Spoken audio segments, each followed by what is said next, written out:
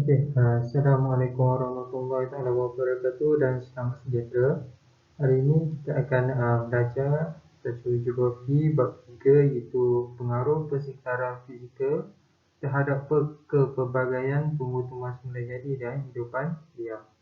Okey, kita tengok standard pembelajaran. Di akhir pembelajaran ini, pelajar akan dapat 4 iaitu mengenal pasti faktor persekitaran fizikal yang mempengaruhi kepelbagaian tumbuh-tumbuhan semula jadi dan hidupan liar, dapat menguraikan faktor bentuk muka bumi, saliran, tanah dan iklim yang mempengaruhi kepelbagaian tumbuh-tumbuhan semula jadi dan hidupan liar. Yang ketiga, menganalisis pengaruh bentuk muka bumi, saliran dan tanah terhadap jenis tumbuh-tumbuhan semula jadi dan hidupan liar. Dan last sekali, menganalisis pengaruh iklim terhadap jenis tumbuhan semula jadi dan hidupan liar. Seterusnya kita tengok faktor persekitaran fizikal ni ada 4 yang mempengaruhi tumbuh-tumbuhan semula jadi dan hidupan liar di negara kita. Okey, yang pertama sekali bentuk muka bumi. Yang kedua, saliran. Yang ketiga, tanah. Yang keempat, iklim. Okey, kita tengok satu persatu. Bentuk muka bumi. Bentuk muka bumi yang berbeza-beza menyebabkan taburan tumbuh-tumbuhan yang pelbagai berada di dalam negara kita. Okey, kita tengok kawasan tanah pamah dan kawasan yang ketinggiannya kurang daripada 1000 meter biasanya ditumbuhi dengan hutan hujan tropika. Okey, manakala kawasan tanah tinggi pula itu kawasan yang ketinggian dia melebihi 1000 meter ditumbuhi oleh hutan gunung. Okey, yang ketiga, kawasan pinggir laut adalah kawasan yang menghadap laut dan menghadap angin yang kuat. Okey, berikut merupakan jenis-jenis bentuk muka bumi: hutan pantai, hutan gunung dan tanah pamah.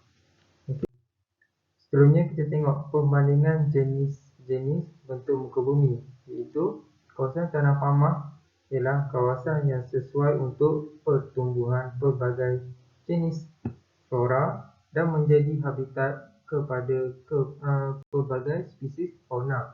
Okey, contohnya kawasan seperti dataran Manchuria, dataran Siberia dan sebahagian besar kawasan di Malaysia.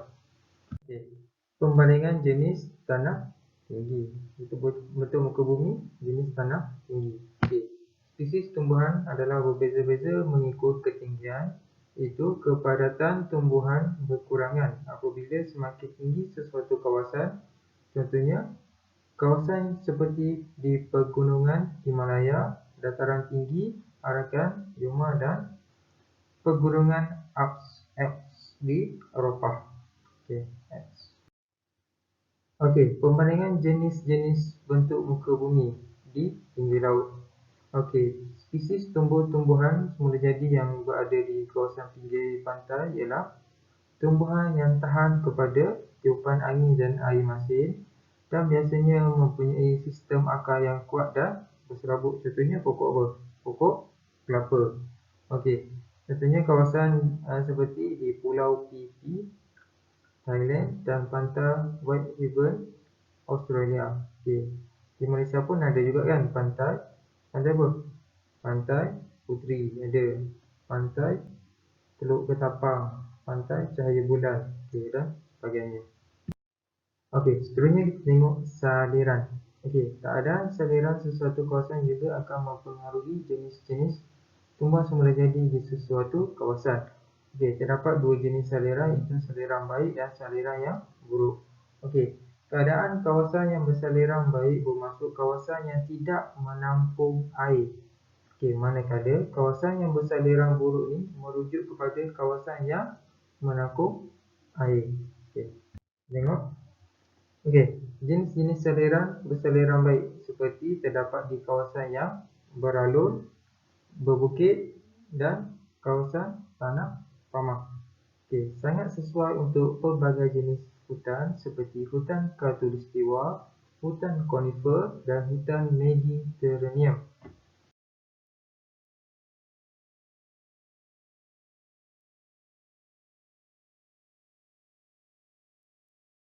Jenis saliran bersaliran buruk iaitu terdapat di sekitar kawasan Paya, Tasik, kawasan pinggir laut yang seterusnya tanah. Maksud tanah. Tanah memainkan peranan penting kepada pertumbuhan dan kesesuaian tumbuhan. Tanah adalah bahan yang terhasil daripada bahan induknya iaitu tanah. Tanah adalah lapisan yang paling atas dan merupakan bahan yang terhasil daripada proses luluh hawa. Setiap jenis tanah mengandungi bahan garam galian, humus dan liang udara yang berbeza-beza. Contoh-contoh tanah yang ada adalah seperti tanah Chernozem, tanah permafrost, tanah podzol.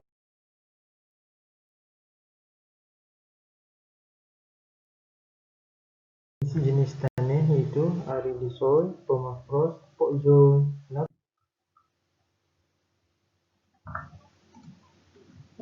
Perbandingan jenis-jenis tanah itu tanah Chernozem. Chernozem merupakan sejenis tanah hitam yang terdapat di padang rumput yang mengalami iklim step. Tanah jenis ini sesuai pertumbuhan pokok renek seperti rumput dan pokok-pokok bunga. Tanah permafrost pula, tanah ini merupakan tanah beku, sejuk dan kurang subur. Oleh itu, hanya tumbuh-tumbuhan yang mempunyai ketahanan yang tinggi saja yang mampu hidup di tanah jenis ini. Seterusnya kita tengok tanah podzol. Podzol ini adalah nipis, beresid dan beku. Ia boleh didapati di kawasan hutan konifer. Akar tumbuhan yang hidup di kawasan ini biasanya pendek, membolehkan hidupan liar hidup di bawah lapisan tanah. Di lapisan bawah tanah.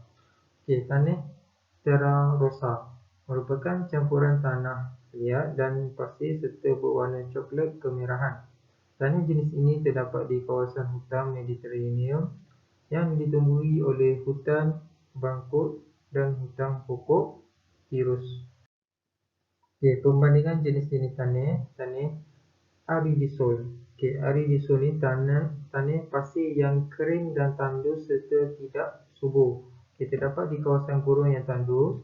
Tumbuh-tumbuhan semula jadi perlu mempunyai akar yang panjang untuk menyerap air. Tanah latosol boleh didapati di kawasan iklim khatulistiwa. Ia bersifat lembap, berpasir dan juga liat. Oleh itu, tanah ini sangat sesuai untuk pertumbuhan pokok-pokok besar kerana tanahnya agak lembut. Iklim pula. Iklim memainkan peranan yang sangat besar kepada taburan tumbuh-tumbuhan semula jadi di dunia. Pengaruh iklim merangkumi hujan, suhu, kepasan, angin dan kelembapan yang mempengaruhi jenis, kepadatan dan taburan tumbuh-tumbuhan semula jadi di seluruh dunia. Kita tengok taburan jenis tumbuhan semula jadi di dunia. Ada gurun panas, hutan Mediterranean, padang rumput step, savanna, hutan hujan, sun tropika, dan sebagainya.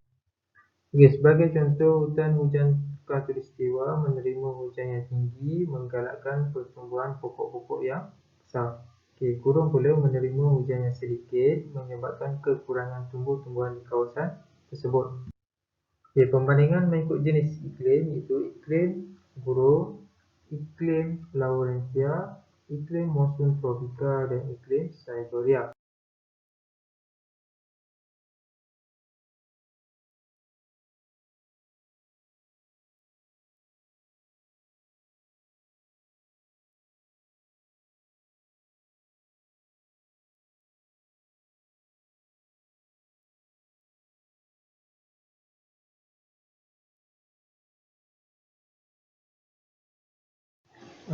Perbandingan dengan iklim gurun.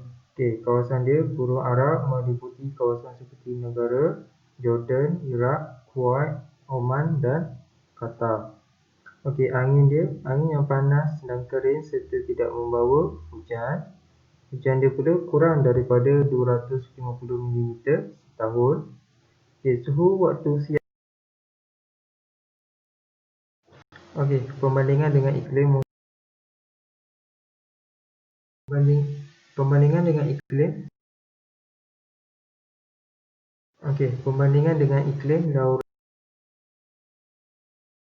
Okey, akhir sekali, pengaruh iklim